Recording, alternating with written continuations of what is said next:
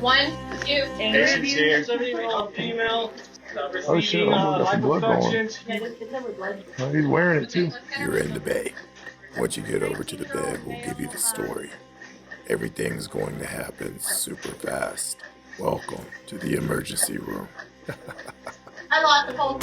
It's 300 please. I'll keep you on guard again. Pulse check. No pulse. no more pulse. Yeah. Here, what are the ECMO people say? And her blood pressure is off the property. 45 minutes of CPR and no return of circulation. Okay.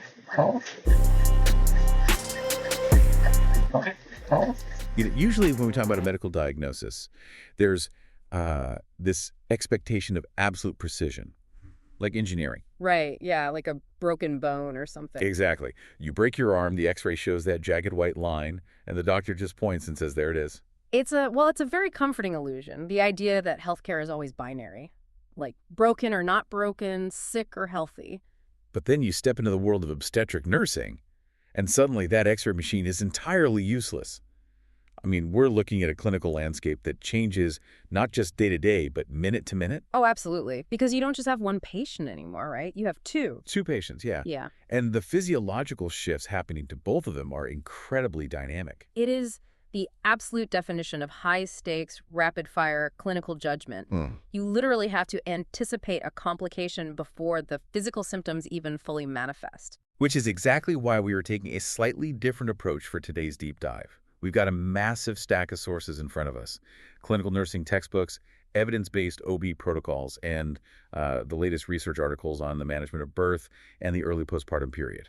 Right, but we aren't just going to summarize them like a table of contents. Today, we are acting as your elite OB nursing clinical mentors. Yes. We are applying the PREO principle to all this material. We are hunting for that 20% of high-yield info that is going to give you 80% of your exam points. And honestly, more importantly, the insights that will actually make you a safe, effective nurse at the bedside. Exactly. No fluff. We're focusing on priority interventions, those classic clinical traps that instructors love to test, and the absolute non-negotiables of maternal and fetal safety. So to do that, we need to pick up the narrative right at the end of the first stage of labor. Right. The patient has been having contractions for hours, the cervix is finally opening, and we are entering the second stage. Which is clinically defined as complete dilation at 10 centimeters until the baby is actually delivered. And this is where we hit our first major clinical trap, right? Yeah. Because a patient might look at you and say, I feel an overwhelming urge to push. Yes. And a lot of people, especially students, assume that if the body is signaling to push, the nurse should just say, okay, go for it. But you must verify their dilation first. Because the cervix is essentially a doorway. I mean, think about moving a massive couch. Oh, I love this analogy. You wouldn't try to shove a couch through a doorway that is only like 80% open. Yeah. If you force it, you don't just get stuck. You rip the doorframe right out of the wall. It's perfect because it highlights the mechanical reality of the pelvis. Yeah. If a patient actively pushes before they are fully at 10 centimeters, the cervix is still partially in the way. Right. So the baby's hard skull gets rammed against that delicate cervical tissue, literally pinning it against the mother's pubic bone. So the tissue just gets trapped. It gets trapped, it loses blood flow, and it swells. And that swelling is called cervical edema. Which makes it even harder to dilate, right? Ironically, yes. A swollen cervix becomes thicker and even less likely to dilate. Not to mention, you are risking severe cervical lacerations for the mother and dangerous compression on the fetal head. Wow. So the rule is never let the patient push before 10 centimeters. Okay, let me play devil's advocate here, though. What if a patient is confirmed to be 10 centimeters dilated? The doorway is completely open, but they have an epidural, and they literally feel no urge to push at all. That happens all the time. Do we just start cheering and forcing them to bear down anyway because the textbook says it's the second stage? That is a very common scenario, and forcing them to push immediately is actually an outdated practice. This is where we look at what is expected versus what is concerning. Okay. It is perfectly safe and strongly supported by evidence to practice something called laboring down. Meaning we just wait. Yeah, we allow passive fetal descent. You can delay pushing for up to 2 hours. The uterus is still naturally contracting, gravity is still doing its job, and the fetus is passively descending and rotating through the birth canal. All while the patient is just resting. Exactly. When the baby descends low enough to trigger the natural bearing down reflex, or, when the 2 hours are up, then you start active pushing. You save incredible amounts of maternal energy this way. That makes so much sense. I mean, why exhaust the patient if the uterine muscles and gravity can do the heavy lifting? Right.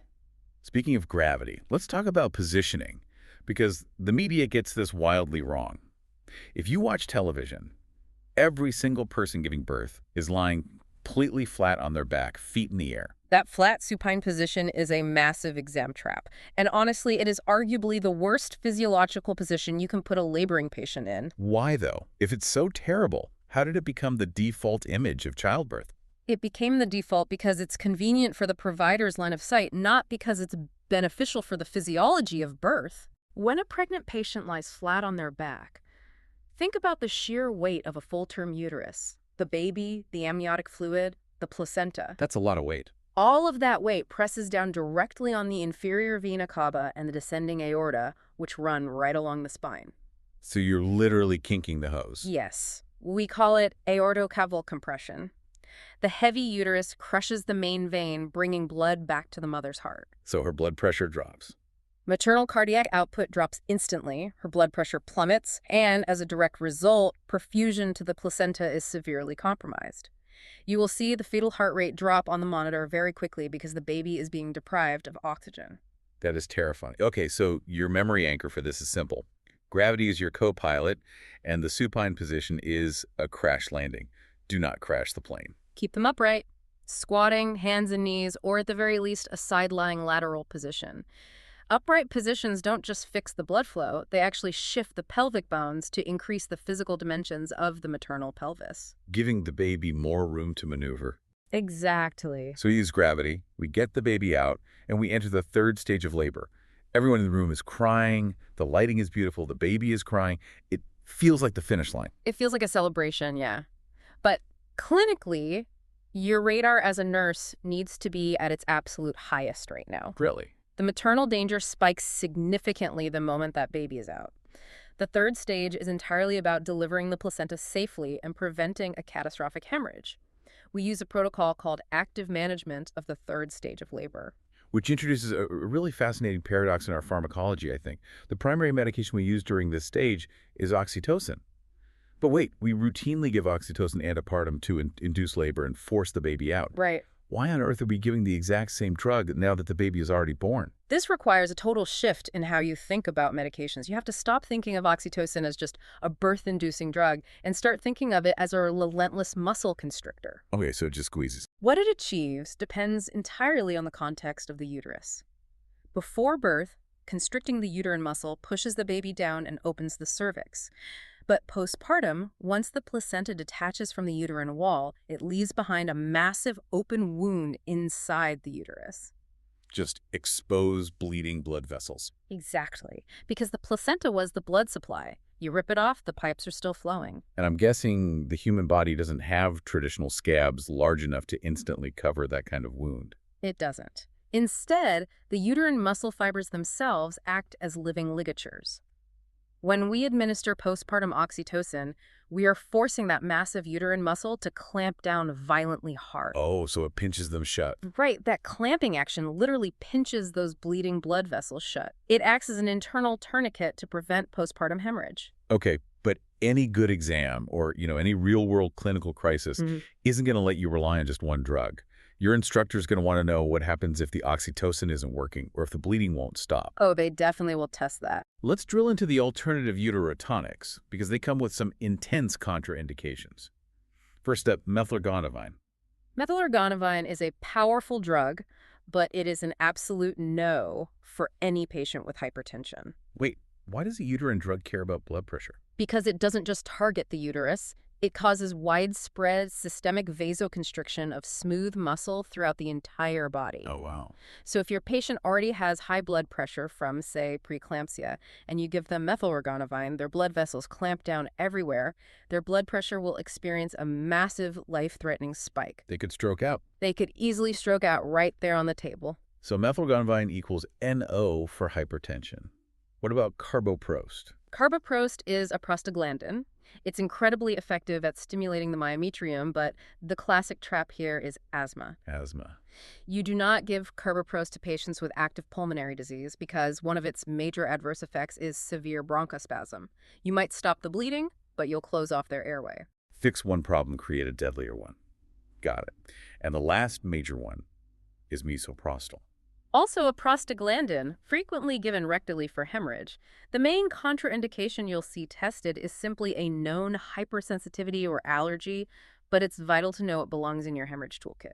Now, while the nurse is managing the uterotonics and monitoring the mother's bleeding, there's a simultaneous process happening with the umbilical cord.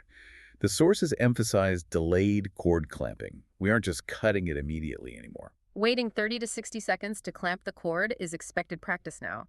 During that minute, a significant volume of blood from the placenta pulses into the newborn. Which is good, right? Very good. It dramatically increases their hemoglobin, builds their iron stores, and actually improves long-term cognitive development. But every intervention has a downstream effect. If we are giving the baby all this extra blood, what happens when those red blood cells eventually reach the end of their lifespan and break down? That is the crucial clinical connection. When red blood cells break down, a byproduct called bilirubin is released. The newborn's liver has to process that bilirubin. But their liver's immature. Exactly. Because we gave them an extra large dose of red blood cells, their immature liver has to work overtime.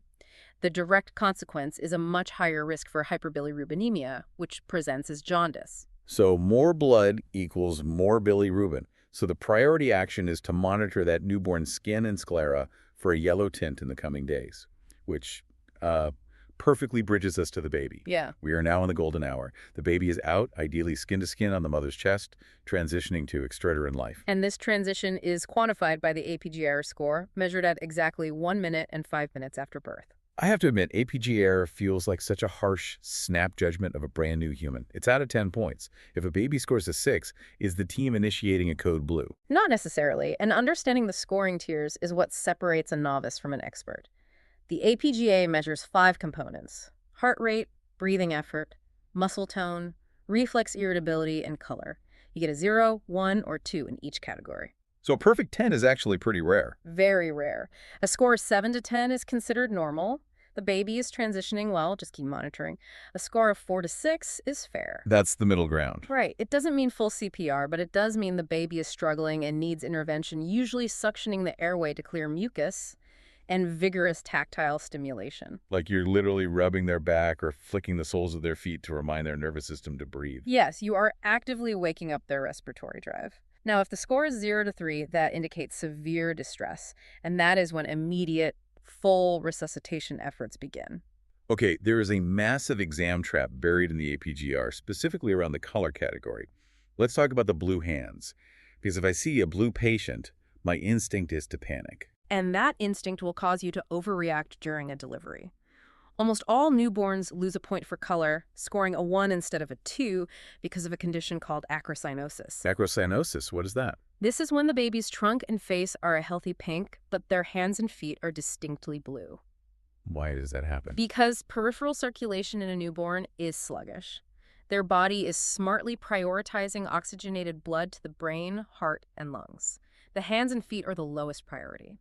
Acrocyanosis is completely benign and totally expected in the first 24 hours. So blue hands and feet, expected finding, documented and move on. But the distinction here is central cyanosis. If the baby is blue around the mouth, the lips, or the central chest, that is a hallmark of severe hypoxia and respiratory distress. That's the emergency. That is an absolute emergency and a priority to report immediately. Acrocyanosis is normal, central cyanosis is a crisis. Got it. Now, as part of this golden hour, the nurse is administering 2 very specific newborn medications. We do erythromycin eye ointment and a vitamin K shot. Now, I understand the eye ointment we give erythromycin to prevent neonatal ophthalmia. Yeah. Basically protecting the baby's eyes from bacteria like gonorrhea or chlamydia they might have encountered in the birth canal, which can cause permanent blindness. It's pure prophylaxis. Right. But the vitamin K, the phytonadione, we give it intramuscularly. Why are we stabbing a 1-hour-old baby with a needle? Why not just let them get vitamin K naturally or give it orally? This is one of my favorite physiological mechanisms. It prevents vitamin K deficiency bleeding, which can cause catastrophic brain bleeds in newborns. But why are they deficient in the first place? Think about how adult bodies get vitamin K. A large portion of it is synthesized by the normal, healthy bacteria living in our gut. But a newborn hasn't eaten anything yet. Exactly. A newborn's gut is completely sterile. They have zero gut flora. Because they don't have the bacteria, they cannot synthesize their own vitamin K. And without vitamin K, the liver cannot produce the essential clotting factors, specifically factors 2, Z8, IX, and X. Wow. Sterile gut means no vitamin K.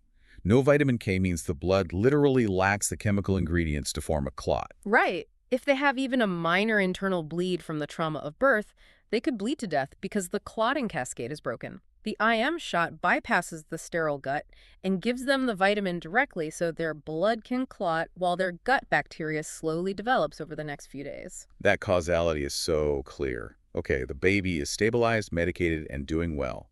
But the mother's journey is far from over. Let's look at the first 1 to 2 hours postpartum, which the sources designate as the 4th stage of labor. This is the critical recovery window, and the high-yield core here is the fundal assessment. The fundus is the rounded top portion of the uterus. For the first hour postpartum, the nurse must palpate and assess that fundus every 15 minutes. When I press on a postpartum abdomen, what exactly am I hoping to feel? Is it supposed to feel like a water balloon? You want it to feel like a hard grapefruit. It should be firm, perfectly midline in the abdomen, and located roughly halfway between the pubic bone and the belly button. And if it's firm, that's good. Yes. If it is firm, it means those muscle fibers we talked about earlier are clamped down tightly, acting as that tourniquet. Which brings us to the 2 biggest postpartum red flags that will absolutely be on your exams. Trap number 1, the boggy uterus. If you palpate the abdomen and the uterus feels soft, mushy, or boggy like a wet sponge, that is uterine atony. The muscle has fatigued and relaxed, and if the muscle relaxes, the tourniquet is off, the blood vessels open wide, and your patient is actively hemorrhaging inside. So what is the immediate priority nursing action? I mean, you don't leave the room to call the doctor, right? Do not leave the patient. Your immediate action is fundal massage. You place one hand just above the pubic bone to support the lower segment of the uterus, preventing it from prolapsing, and you use your other hand to vigorously massage the boggy fundus. Just wake the muscle up. You are using mechanical friction to physically irritate and stimulate the muscle fibers into contracting again. You become the tourniquet until the muscle wakes up. Okay, trap number 2, the deviated uterus. You assess the fundus. It might actually feel firm, but it's not midline. It's shifted way over to the right or left side of the abdomen. If the uterus is deviated, it almost always means the patient's bladder is completely full. See, I always struggled with this anatomically. The uterus just held a 7-pound baby and a liter of fluid. It's a massive, heavy organ. Sure. Are you telling me a little bit of urine in the bladder is physically strong enough to push the entire uterus out of the way? It is because of how they sit together in the pelvis. Yeah. The bladder is positioned directly anterior and slightly inferior to the flexible lower segment of the uterus. Okay. Remember, the mother just received liters of 5E fluids during labor. As that bladder fills up with urine, it balloons outward and acts like a wedge, physically pushing the uterus up and usually deflecting it to the right side. But why is that a medical emergency? Because a displaced, stretched uterus cannot contract effectively. The full bladder is physically blocking the muscle from clamping down. So a full bladder directly causes uterine atony, which directly causes a hemorrhage. So if it's deviated, the immediate action is to empty the bladder, assist them to the bathroom, put them on a bedpan, or straight catheterize them if they cannot void. Your memory anchor here is boggy. Massage it. Deviated. Empty it. And while we are on the topic of hemorrhage, the sources make a massive point about how we actually measure blood loss. Quantitative blood loss, or QBL. The days of a nurse looking at a bloody pad and guessing, oh, it looks like about 300 milliliters, are over. Because it's inaccurate. Eyeballing blood loss is notoriously inaccurate and leads to delayed hemorrhage treatment. So we weigh it. You weigh the blood-soaked pads on a gram scale, and you subtract the dry weight of the pad. The mathematical conversion is 1-to-1. 1 gram of weight equals 1 milliliter of blood. If that total blood loss exceeds 1,000 milliliters, regardless of whether it was a vaginal or cesarean birth, it is officially classified as a postpartum hemorrhage. We have covered an immense amount of physiology today. Let's bring it all together. Imagine a new L&D nurse walking onto the floor for their very first shift tomorrow. What is the mental checklist, the absolute non-negotiables playing on loop in their head? First, they are verifying dilation. They know that letting a patient push before 10 centimeters guarantees cervical tearing and fetal distress. Second, they are constantly analyzing positioning. They know the supine position causes aortocaval compression, so they are utilizing gravity and lateral positions to keep fetal perfusion high. Right. And they aren't panicking over blue hands. They know acrocyanosis is a normal newborn finding, but they are sprinting to the bedside if they see central cyanosis around the baby's mouth. They know their uterotonic's cold. If a patient is hypertensive, they know methyl ergonovine is off the table because of the stroke risk. And finally, when they do those postpartum checks, they know exactly what their hands are telling them. If the uterus is boggy, they massage it. If it's deviated, they empty the bladder. It's a really solid clinical armor to walk onto the unit with. But before we wrap up this deep dive, there's one piece of data in these sources that doesn't fit neatly into a pharmacology chart, but it is just as critical to maternal survival. It is, and it challenges the way we view medical interventions entirely. We spend years memorizing stages, medications, and APGA scores. But the source material explicitly highlights the reality of maternal mortality, particularly how, in the U.S., Black maternal clients face a significantly higher risk of death from pregnancy-related complications. But the textbook doesn't just state the problem. It actually provides clinical data on a highly effective intervention. Yes. The clinical data shows that the presence of continuous labor support, specifically from someone like a doula, and the implementation of culturally respectful care actively change physical outcomes. It changes the actual numbers. The data proves it shortens the length of labor, decreases the need for operative interventions, and materially reduces maternal morbidity and mortality, especially for historically marginalized groups. It's a profound realization for a clinician. You can have all the pathophysiology perfectly memorized. You can know exactly how to massage a boggy uterus or calculate quantitative blood loss. But the research is telling us that human connection, dedicated advocacy, and cultural respect are literal, evidence-based interventions. They're life-saving tools. How you listen to your patient and how you advocate for their pain is just as essential to their physical safety as the oxytocin hanging on the IV pole. It brings us right back to where we started.